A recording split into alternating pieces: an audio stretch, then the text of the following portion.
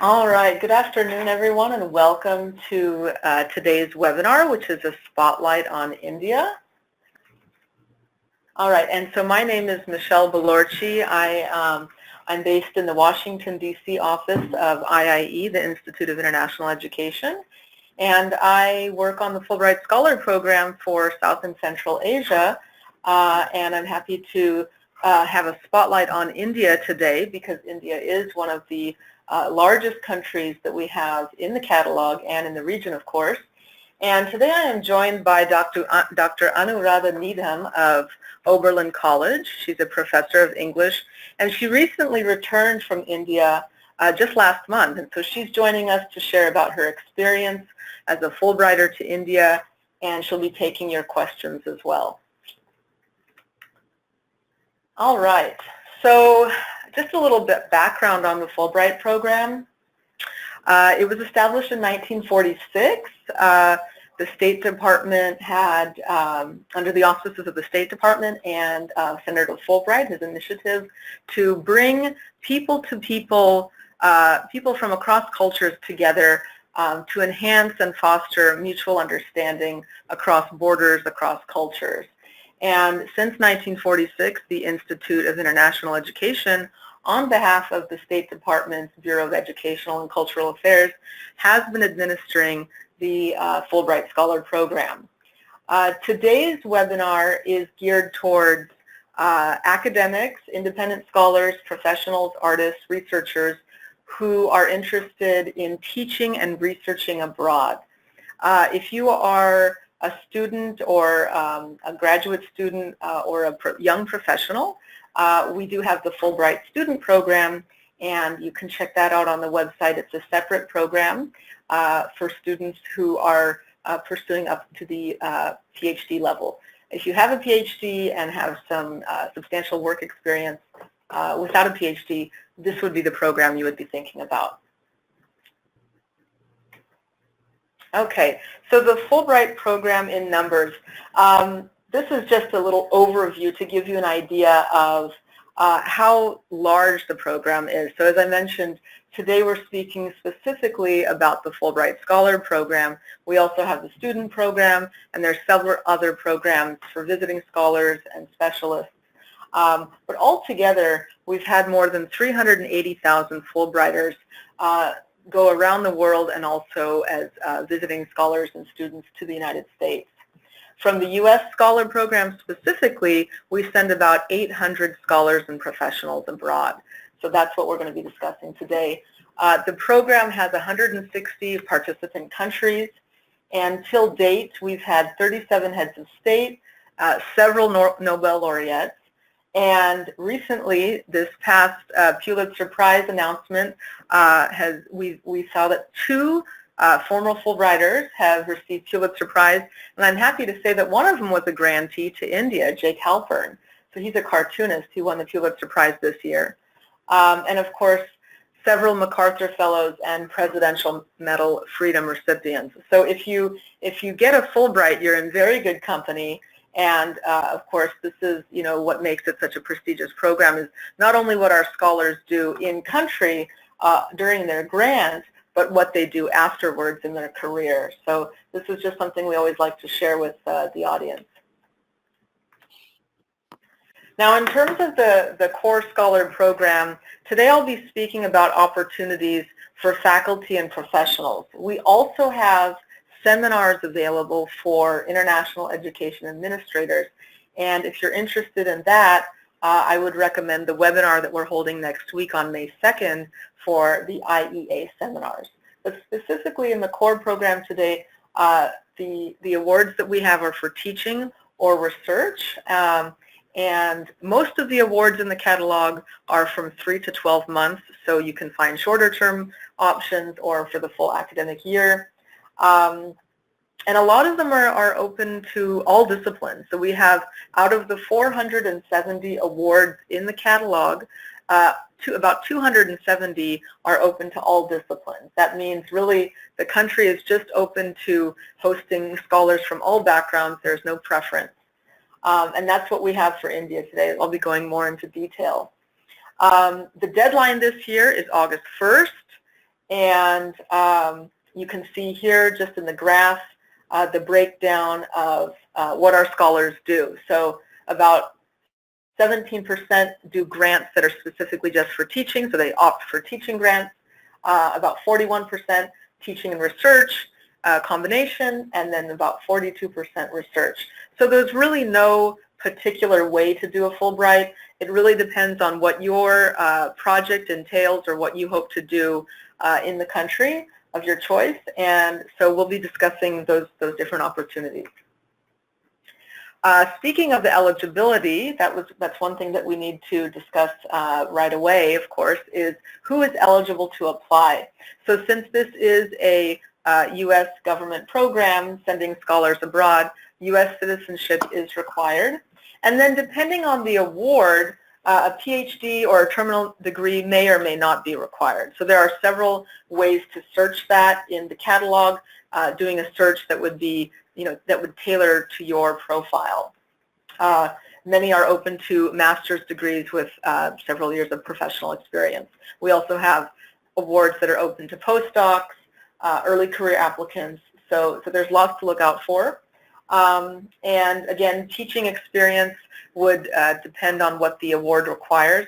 So the key is really to taking a look at the award that you're interested in and seeing what exactly is required by that award in that country. We also have new policies on previous Fulbright grantees. So there is no lifetime cap as to how many Fulbrights you can have, so whether as a student or as a scholar. We just ask that you wait 2 years from the time that your grant ended to the time that you apply for a grant. So there needs to be that 2-year waiting period between grants. More eligibility information is available on our website under the eligibility tab and the FAQs. You can find more. And of course, if you have any other questions that you can't find the answers to online, feel free to reach out to me. I'm available to walk you through the process and set up a phone consultation if you like. So let's just dive right into what we're looking at today at India. So I'm pleased to say that India, as one of the, it's the largest hosting country in the catalog. So it offers the most grants in the Fulbright Scholar catalog, which is wonderful news because that means there are that many more opportunities for scholars and professionals. We have 2 different kinds of all disciplines awards to India, as well as a regional research award where if you need a multi-country option, India could be one of the host countries. So once this webinar is archived, you can take a look at the PowerPoint and click directly on the links. So the first one I'd like to talk about is the Fulbright Nehru Academic and Professional Excellence Award. So this is the grant, the award that has 45 grants available, including 15 for Flex.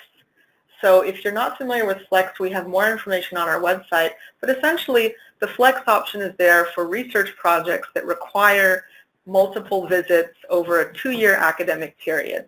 So this would again be only for research, but it is something that is available to the Fulbright Nehru Academic and Professional Excellence Award. Now this is an all disciplines award and there are no preferred disciplines listed. That means really the whole gamut. It's open to whatever you propose that's an appropriate discipline at an appropriate institution. A great thing about this award is that a letter of invitation is optional.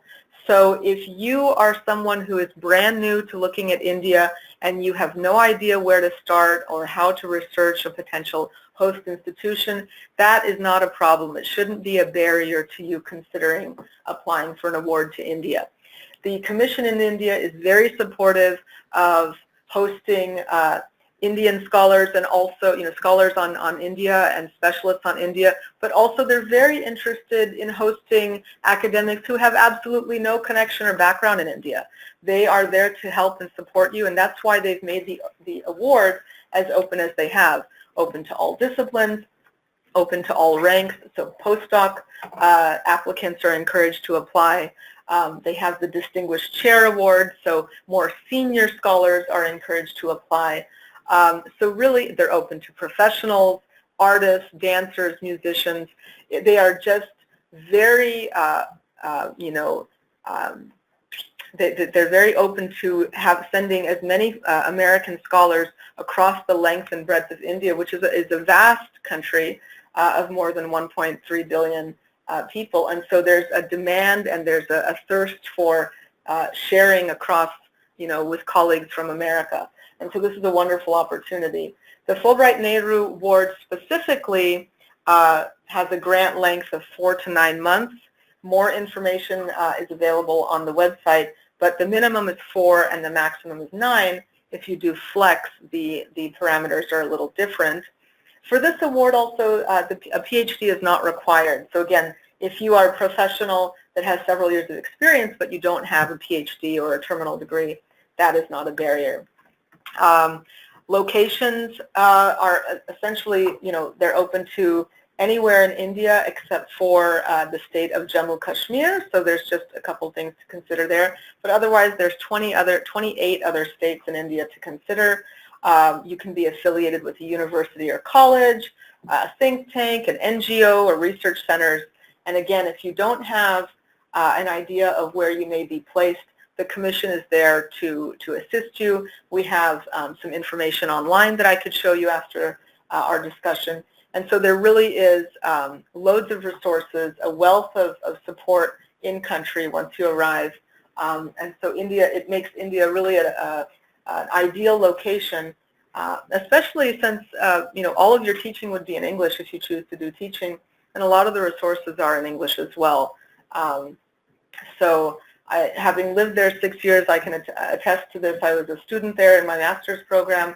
I also did an MPhil from India, so I could also assist you or provide some suggestions in terms of what potential host affiliations you could consider, or kind of steer you down the path of where you can find more information. The other award that I'd like to discuss is the Distinguished Chair. So much like the Academic and Professional Excellence Award, for the more senior scholars who hold a full rank, for, you know, are full professors, full-time professors with an extensive publication list, then a Distinguished Chair Award might be right for you. This would entail teaching or teaching and research, and at a higher level, you know, assisting with curriculum development, advising and mentoring students, and of course, you know, going around beyond just your host institution, but going around and giving lectures and talks and sharing, you know, your Fulbright experience with others. And so we do have 2 grants for the Distinguished Chair, again, for full-rank professors with, you know, experts in their field with an established publication record. And then lastly, I just want to, you know, underscore the fact that if you do have a project for, that includes India, but it also it requires visiting another country in the South and Central Asia region, the Regional Research Award for South and Central Asia, we call it the SCA Regional Research Award, would be something that you may want to explore. For the full list of eligible countries, check out the award on the website. There are a few countries that are not included in that, but for the most part, you will be able to, you know, devise a project that would require a visit to 2 or 3 countries over a total of 9 months. So that might be a good option for you. But now I'd like to open it up to our guest speaker, Dr. Needham. So she's joining us over the phone in Ohio, and she was a Fulbright Nehru Academic Professional Excellence grantee. Her host institution was Jawaharlal Nehru University in New Delhi, and she recently returned, as in literally just last month, came back from her grant, so it's fresh in her mind. She's excited to be here and tell us about it. So I would like to open it up to you, Dr. Needham. Yes, yes, I'm here. Dr. Needham, tell us a little about your journey of, you know, your Fulbright journey, how it came to you to apply for a grant, and then why India. Couple reasons. I'm an English literature scholar, so most of my early career and actually late career has been in English literature. But then with a book on secularism, I made a sort of shift to India, and I was particularly drawn to Indian cinema. And so in 2013, I published a book on Shyam Benegal's films, and that more or less turned me almost completely towards India. I was beginning a project on women in Indian cinema with a collaborator, and this was the first time I felt that a Fulbright would serve me very well because it would allow me to go to India and work. I want to make one thing clear. Humanities is a difficult field to sort of think in terms of, especially if you're teaching English literature. And so, but cinema allowed me to make that turn towards India. A Fulbright interested me a lot because of all the other implications of sort of interacting with other cultures and interacting with people from different places, even in the US. So I was very attracted to it, but the film project allowed me to find a way of coming to India. Mine was a research award, by the way. And this is where I found people at the Fulbright office, a Fulbright office in the United States, in Washington, D.C., very helpful. I'd called early on and I'd said, I've been advised that a teaching and a research award is easier to get. Should I apply for one? And the person I was talking to, she said, do you want to teach and do research, or do you? I said, no, I actually want to research. She said, go for research then. Go with what you really want to do, and you will find a way of doing. So I want to put in a word for the office here. They're very helpful. I would say early on, as you start thinking about a Fulbright, and I hope you all will, you get in touch with people there, start talking to them. They give you all kinds of help, including putting you in touch with people who have just returned or who are working on projects that sound like yours might be. I found all those aspects very helpful. Michelle, what else can I say about the early part before I go on? So I believe when we touched base last time, you had mentioned to, really kind of start early and kind of think about taking your time, researching what you'd want to do, and really not to rush when you apply for this. Yeah. So it took me almost a year to get all my stuff in order. One of the reasons was because this was my first shot at Fulbright fairly late in my career, I wanted to be sure that everything was right because I desperately wanted to get a Fulbright. And so I spent quite a lot of time consulting with people at the Fulbright office. And that's where, again, I'll say they were wonderful. They took me through each step, and they encouraged me. There were things that they highlighted that wouldn't have struck me. And so I would say not only should you begin early, but you should begin by consulting people at the Fulbright office, office early on, so that they can guide you as you speak to them. They are very good about getting back. My emails were always responded to very quickly, setting up times. I was in London at the time I was applying because I was teaching in my college's program there. It didn't matter. I would say this is a convenient time for me. They would make someone available. So I would say that is very important. You should also not automatically dismiss if you're not doing a kind of a social science project. Humanities, it turned out cinema was very important. Now, of course, I was doing Indian cinema, but it's now that everything is available on YouTube, it's hard to make the argument that you need to go to India to watch films. But the argument I would sort of make is you need to be in the place where the films are being made and where they are about in order to. So there are ways in which you can make an argument for India. That was one of the things that the people at Fulbright highlighted for me. They said India should be central to the way you think about your project, because otherwise they'll say, why India, so as you are working your way through, at every step I would check with people and say, does this sound about right, or does that, and then they would add to it, and it was very helpful. So I would say begin early, begin consulting with them, with people at Fulbright early, and you'll be in fairly good shape. And I strongly recommend. I mean, it was a wonderful, wonderful experience for me. I mean, I'm still sort of reaping the fruits of it right now as I work on my chapters. Yeah. Excellent. And Dr. Needham, could you speak to how you decided upon a particular host institution? You mentioned, you were at JNU, but you also were at the archives. So how did that work? Okay.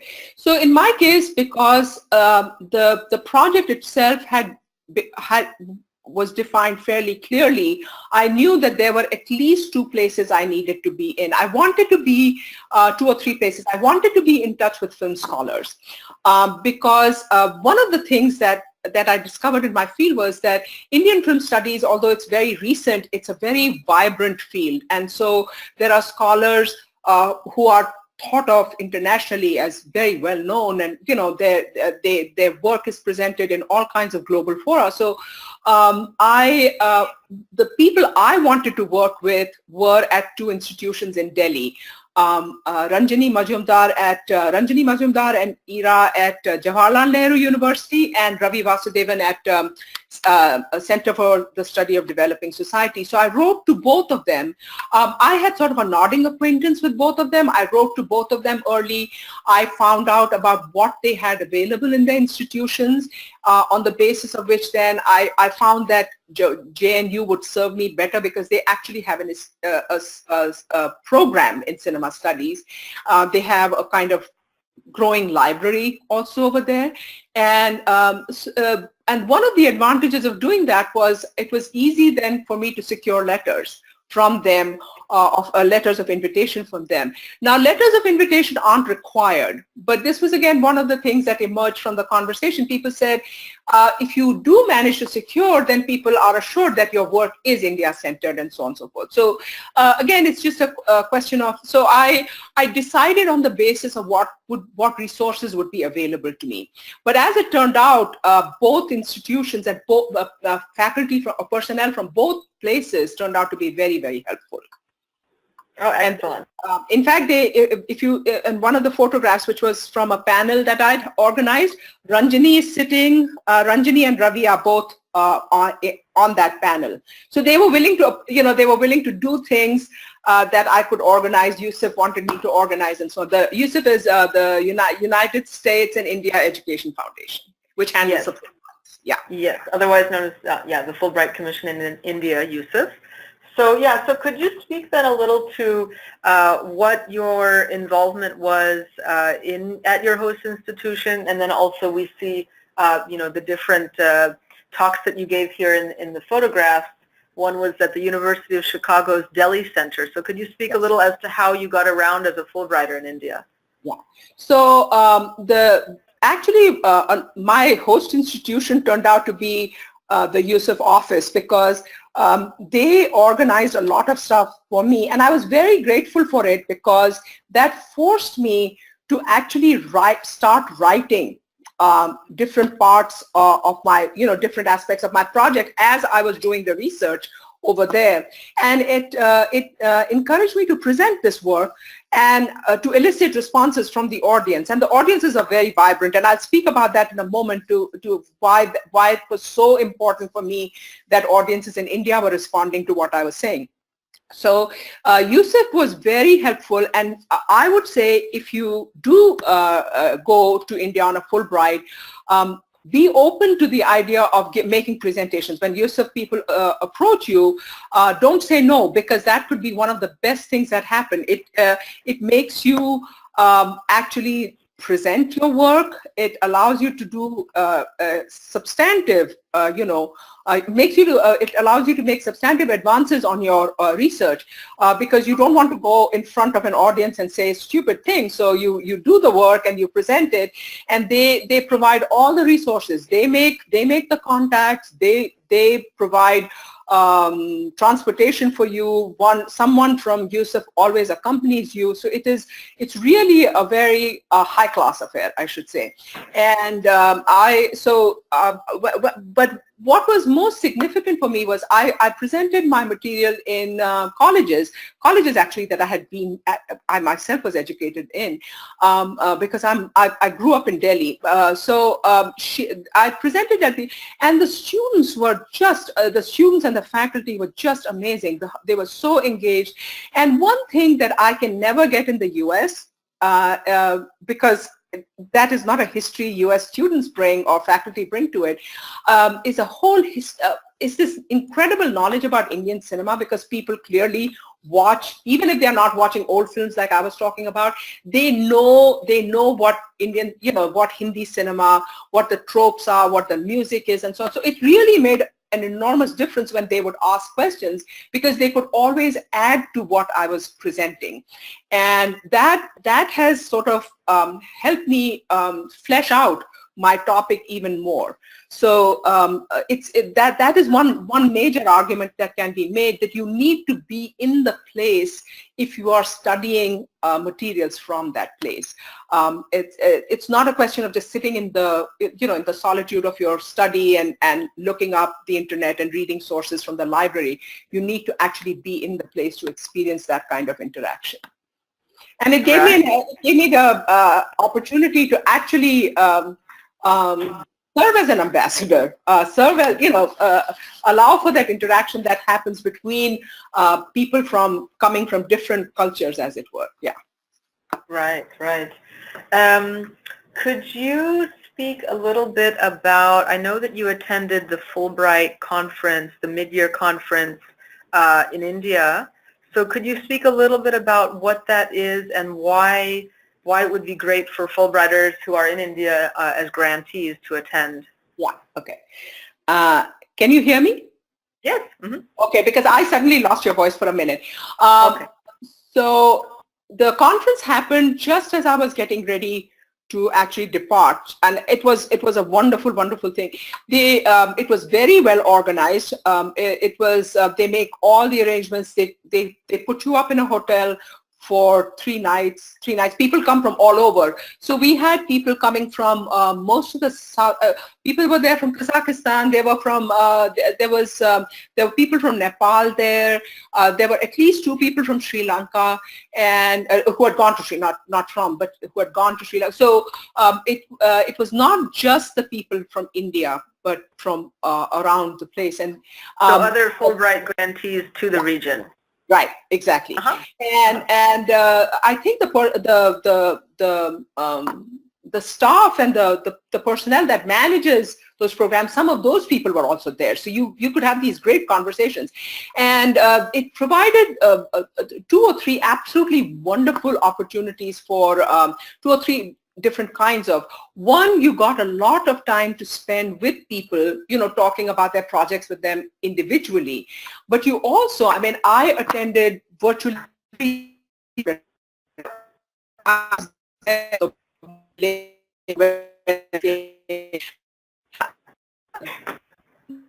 Anu, I think we're losing you a little bit. I think there's a connectivity issue. Hang on. Can you try speaking again? Oh. I think it might be her computer. Okay.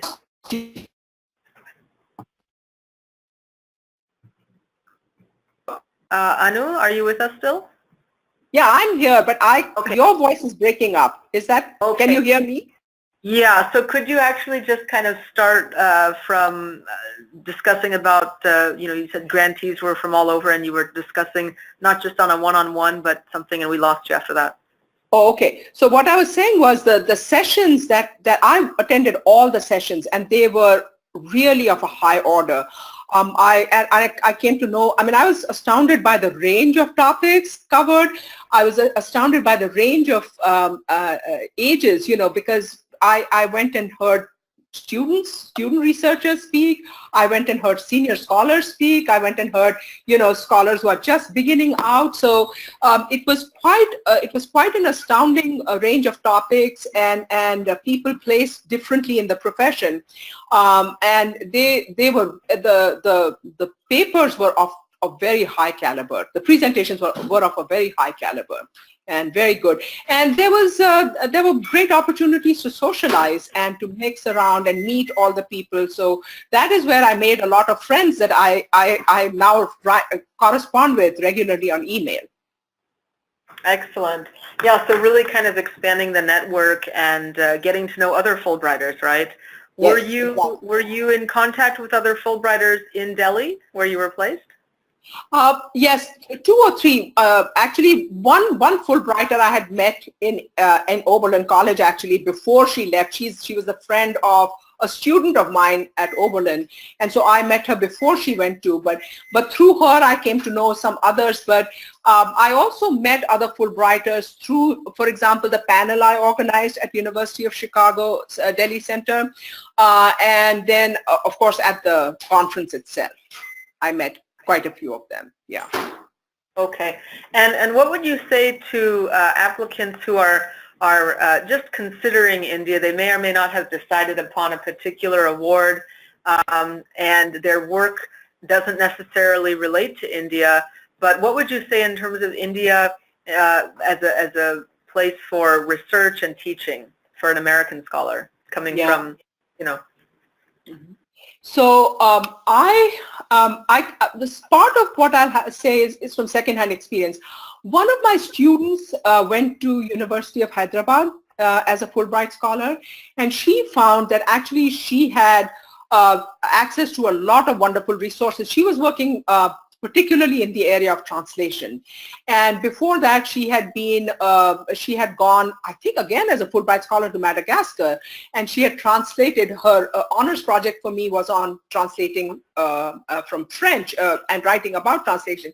And she continued with that in Hyderabad, and she found the libraries there very, very useful. She found that people were, even when the libraries weren't well stocked, the people had resources that they could draw their attention to. In Delhi, of course, you're very lucky because you have the Teen Murthy Library, and that is really, I mean, quite an impressive place where you can.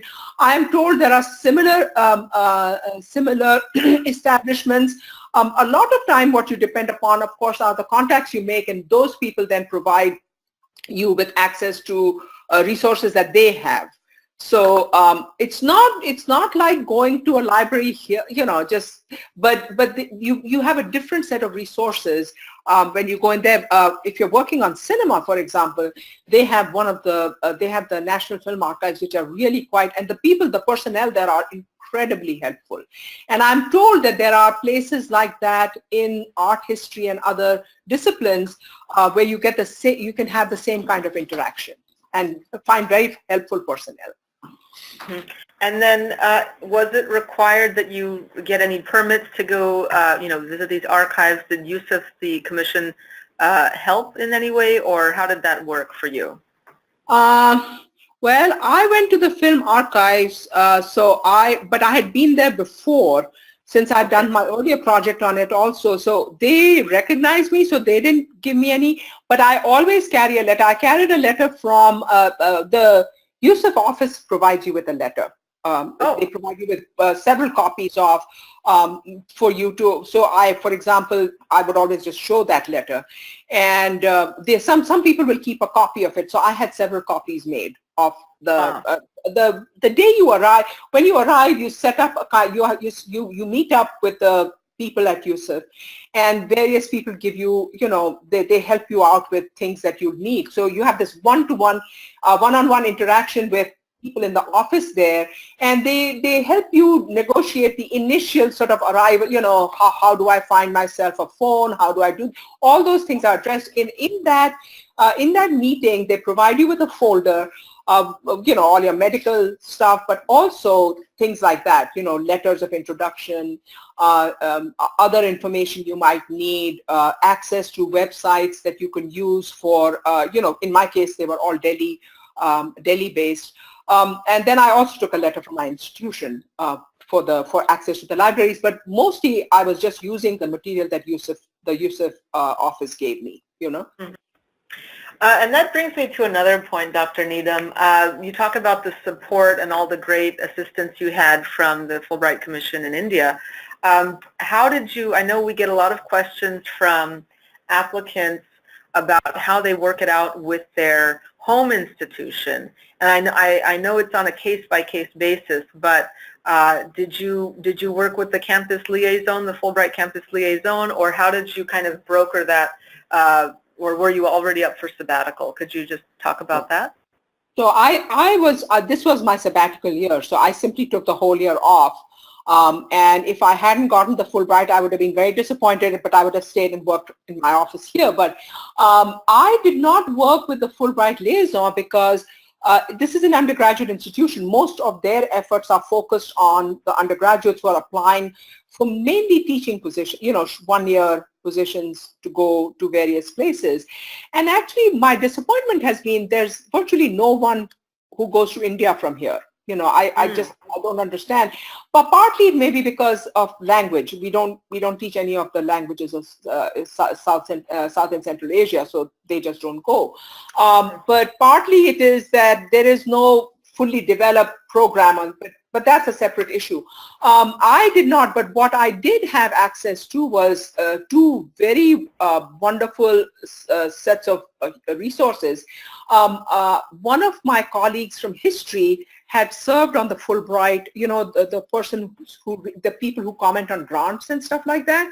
And I talked with him pretty extensively, and he helped me a lot. And the other resource was, of course, I called the people in your office, and I spoke with people, you know, the people who were responsible. You were not there at that time. I spoke with someone else, but I got an enormous amount of information from them. And then once, of course, you get the Fulbright, then of course you have these webinars where they put you in touch with people from, and then the Delhi office, in my case it was the Delhi office, I'm sure if you're going someplace else it'll be, they were very proactive about being in touch, getting information to you, and so on and so forth. Yeah. And were there regular check-ins with the commission, you know, throughout your stay? I signed up for the U.S., you know, they have a program and they would inform you. Beyond that, I did not need that. And you got invitations for like Halloween and stuff like that, which I didn't go to. Right. But Yusuf was very good about, I mean, I could call them just about, I would, you know, usually I would correspond by email, and they could get back to you about just about anything very quickly. And so I never felt that I was not able to get information that I wanted. Right. Okay, excellent, excellent. And Dr. Needham, did you bring anybody with you from your family? Were there any dependents that you brought with you? And if you could maybe speak about how that was.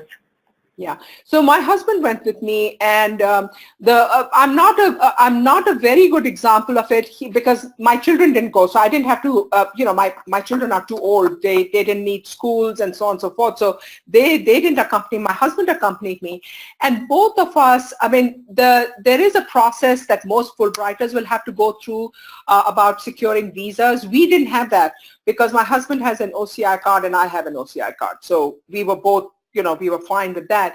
But the one thing I did have to get was clearance for my you know, for my project. That has to come from the Consulate General, whichever area you are in. Mine came from New York, and there also the Yusuf people were very helpful. They send you all the paperwork, you know, the certificates and the host institution, you know, the affiliation with an institution, all that material they send you. So they make the process easy for you. Mine was very quick. Once I got the material to them, I heard back from them within a week and got my certification. Yeah. Mm-hmm, mm-hmm. Okay, excellent. So let's see. We do have some questions. Oh, the first question is, will the PowerPoint be available later? And yes, we will be archiving this. So if you'd like to listen again or get more information on the links that are in the PowerPoint, this will be archived within about a week on our website where you went in to sign up for the webinar. And let's see. Could you speak a little bit more, Dr. Needham, about conducting research, the research, you know, you had, in your proposal, you requested 6-month grant and you went out and did that in Delhi. How did it meet your expectations being on the ground and working with the archives, and how was it like just as an experience in India conducting the research? Yeah. So, again, I'm a little bit of an anomaly since I wasn't doing this the first time. I had been earlier in those. The bulk of the research, the archival research, I did at National Film Archives. And as I said, they were very helpful. The one thing you have to be prepared for, and it can become sort of humorous after a time, there were days on which they would simply be shut down because there were holidays that I didn't know anything about. So so I was going from Delhi to Maharashtra, and they had different holidays, and so they have regionally specific things that go on. So sometimes I was sort of left to my own devices. I mean, I would find that, oh, you know, today I'm not going to be able to go to the archives because they are closed. Sometimes the people I wanted to meet with wouldn't be there, but they always, if I was careful about making appointments ahead of time, I had no difficulty if meeting up with, they would either find someone who would do the same work that the person, because you do need help to get around the archives. And so that was the good part. The other research I did was, some of the research was sort of accidental and serendipitous, because I would go and make a presentation and someone would say, have you read such and such? Which in the normal course of events I may or may not have stumbled upon. So then I would go to the library and I would. So the research was, I was still in the early stages, but because I was encouraged to make these presentations, I gained access to material that I wasn't expecting to get that material, but I got it, and I'm very glad I got it. So I think people going into those situations should be prepared and should look forward to those kinds of encounters where someone will tell them, oh, you know, you should read this or read that. That for me was some of the most exciting research I did. Yeah. Excellent. And we have another question. Could you speak a little bit more about the research clearance and about the support in terms of accommodation if the commission supported in any way? Accommodation in what? Lodging, I believe. Oh, lodging. Okay, so I did not use, they provide a real estate, they provide a realtor to help you find a place. And unfortunately, I can't even speak to it because the 2 or 3 Fulbright people I met with and sort of grew close to, they had all arranged their housing beforehand. So none of them, so far as I know, use the service that, but Fulbright does provide you with that service. They pay up to a certain amount to the realtor as well. Right. And in terms of the research clearance for your project? The research clearance, okay, so the research clearance, I think you run into trouble if you are researching, you know, areas that are not allowed or that need special clearance. Mine was not one of those. What I had to, it's an elaborate process, but if you submit all the paperwork, the instructions are fairly clear. You know, the Fulbright handbook, it contains all the information and what all you're supposed to submit. And at various points, as I was collecting all the materials, you have to send a fairly big package to whichever consulate you are dealing with, several copies of, you know, including information on your dependents.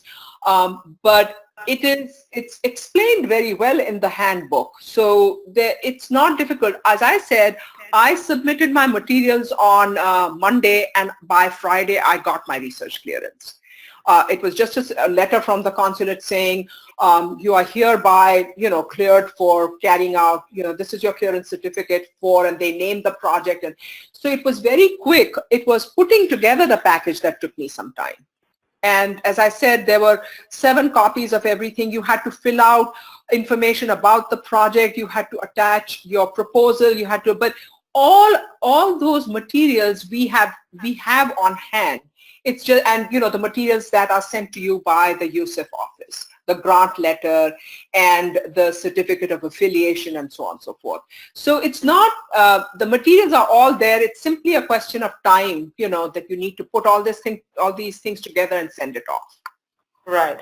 And in terms of the Fulbright handbook that you mentioned, someone asked, is that a resource that you receive once you're selected, once you become a grantee? Yeah. So you get 2 kinds of handbooks. You get the handbook, the general handbook from the from CIES, I guess, whichever office sends out the first notification of, so they send a handbook, and theirs is a more general handbook, although it covers several areas that are important, because you also have to negotiate that. You have to put grant information up on their portal and stuff like that. And then you also get a handbook from the U.S., from USIF. And so I basically had access, I had 2 handbooks. The second one was the one that had information for the research clearance and all that. Right. And so the research clearance, we're getting a few more questions about that. Just to make it clear, that's a process that takes place after you've been selected for the award, correct? Yes. Right? Yes. So you don't have to worry about getting that before applying for the fellowship, for the scholarship.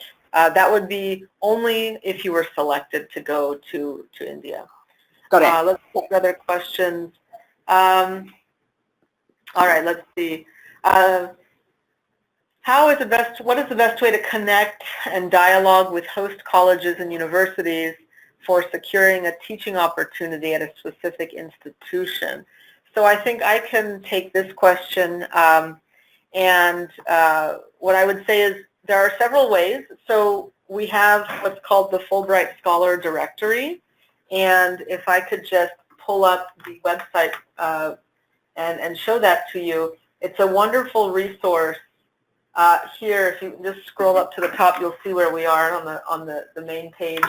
And what I would do is, so when you come on our landing page, you're at CIES.org, and you would scroll down to view the Scholar Directory. And this is the U.S. Scholar Program. It's the core program. And let's do an advanced search. And what you could do is type in India, and then just do a search for past grantees who went to India, and if there's, you could do it also a search by the home institution if there was anyone at your home institution, but specifically we can see here what discipline they're from. And let's say if you were from economics, you could perhaps reach out to this person here. This was a grantee from ASU, and they went to IIT Delhi, the Indian Institute of Technology.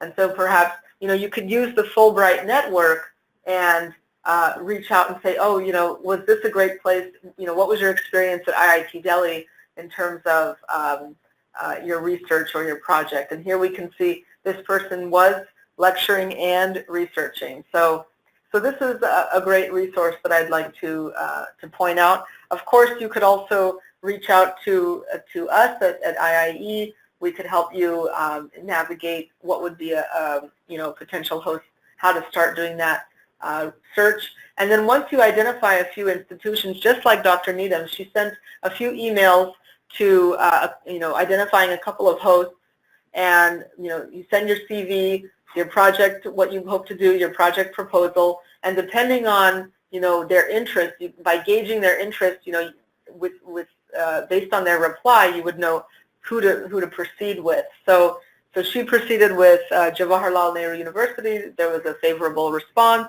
They could host her there. They provided the letter. So that's kind of the process. We also have guidance on our website. When you go and look through the catalog, there's that, and up here specifically under scholars, the program has a lot of application information. looking here, we have, if you're looking for teaching, there's some guidance here on letters of invitation and developing contacts abroad. So lots of information. We also host webinars, you know, on specific disciplines and the application walkthrough. All right, so let's see what another question is. If we can go back to the PowerPoint. Let's see. All right, if you are, let's see, we have a question about if you are Indian heritage applicant, you have a lower chance of getting. We can talk about this, Dr. Needham. This would, you know, apply to you. You are of Indian heritage, and you were successful, you know, on your grant to India. So, could you speak about being a heritage applicant? Because we do also have a lot of interest from Indians who are now U.S. citizens. Well, I was surprised at the conference. I certainly met quite a few Indians. So I don't think it works to your disadvantage. It may even work to your advantage. I think again, it's hard to say. I've never sat on their committee, so I wouldn't know. But my sense was, as I was speaking to them, they are interested in good candidates. You know, they're interested in projects that will be, and then they're interested in who they think fits the kinds of purposes they want, and so Indian heritage is not a disadvantage at all, because they assume that you have, even if you were born abroad, you have an interest in India. If you were not born there, I, for example, had been out of the country longer than I had been in the country, so it made sense. Even though I have family there, I go back, they still felt that I could function in the capacity of being an ambassador for the U.S., you know, and for the Fulbright program. So I didn't think it was a bar. And I look at the names. There are quite a few Indians who apply and get it. Right, and it's not just you as a scholar. You're also representing your home institution. Exactly. So it's not just, you know, there's a lot more involved and at stake, and in terms of what potential collaborations could evolve from this. Mm-hmm. So you know, you are part of the larger kind of Fulbright mission of the, you know, the diplomacy, the cultural ambassador, cultural diplomacy. So absolutely. So you as a participant, and then also representing Oberlin. So excellent. Let's see. We just have a few more minutes. I'll take one other question. Is there an age limit for senior research scholars? The answer is no. So we've had several professors emeriti apply to the Fulbright Scholar Program. That's not a problem. As long as you're in good health and can travel and do the research, you are welcome to apply. Let's see if there's any other questions. I think we just have one last one. Can you speak more about acquiring visas for the married partners of the grantees? So now you said your husband had the OCI card, which is kind of the Indian version of the green card, so it allows him to travel back and forth to India. Mm-hmm. From my understanding, for dependents or accompanying spouses to India, the commission would assist with that, or we at least provide the paperwork, and there shouldn't be an issue with that. So did you see other grantees have their families with them or their spouses?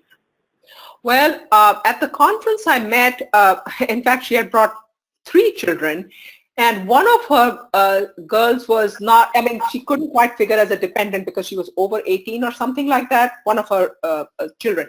But the whole family was there. I didn't, now she went to Bhutan. She was not I remember I said at the conference there were also the South, you know, the regions, the other. So she went to Bhutan. I think she didn't speak of any difficulty she had, except for the fact that her daughter became 18 while they were still in the process of, you know, doing the visas and all that. Right. Yeah. Okay. But that was simply one of those things. Yeah. Yeah, and there's more information that we can provide for you, and you can reach out to the commission once you're selected. They are very supportive. I've seen several Fulbrighters bring their families to India, their spouses, their dependents, and India really wants to make it work. They're very invested in this, and so this is something, they provide dependents benefits and schooling allowance and all this kind of thing. So there's certainly some generous benefits there. More information, of course, is on the award description. In terms of what a benefit, in terms of a dependent would be classified as such if they are accompanying you on the grant for 80% or more of the time. So they have to be with you in the country to qualify for dependent grants. So I think that wraps it up. Dr. Needham, I want to thank you for taking the time to join us today. It was a pleasure having you. It's wonderful to hear about your experience, and it was fresh in your memory. And I'm sure that the collaborations with India and Oberlin will continue. Yes, thank you. Yes. Yeah. So once again, thank you. And we do have Dr. Needham's email address here on the screen. So if you'd like to follow up with her and have any questions, you can reach out to her. And my contact is also available on the award description, my phone number in the office, as well as the South and Central Asia email contact. And the last thing I wanted to end with is that we didn't get to cover, but we did cover a little bit about the mid-year, is that there are also other additional features that come with the grant. So aside from the mid-year conference that Dr. Needham attended in Delhi, there's the Regional Travel Award, which is available, and that's something that you would apply for once you are in the country, in India, and it allows you to travel for 2 weeks to another country within the region and give lectures and talks. So again, that's some in-country perks. And so I would encourage you to check out the website. This webinar will be archived. I want to thank you for joining us, and please tune in for the upcoming application advising webinars. I believe we have one starting next week, and they will be available throughout the competition up until August 1st. So I believe we have one even the day or 2 days before the deadline. So don't wait till the last minute, but we will help you all throughout the process each step of the way. Once again, thank you so much. My name is Michelle Belorci. If you have any questions about the awards to India or in South Asia in general, my contact is South and Central Asia at iie.org. It's right here. Thank you very much, and check out our blogs on India. We have some grantee experiences you can read about. You can register your interest with us, and I look forward to assisting you on your Fulbright journey. Thank you, everyone. Bye-bye.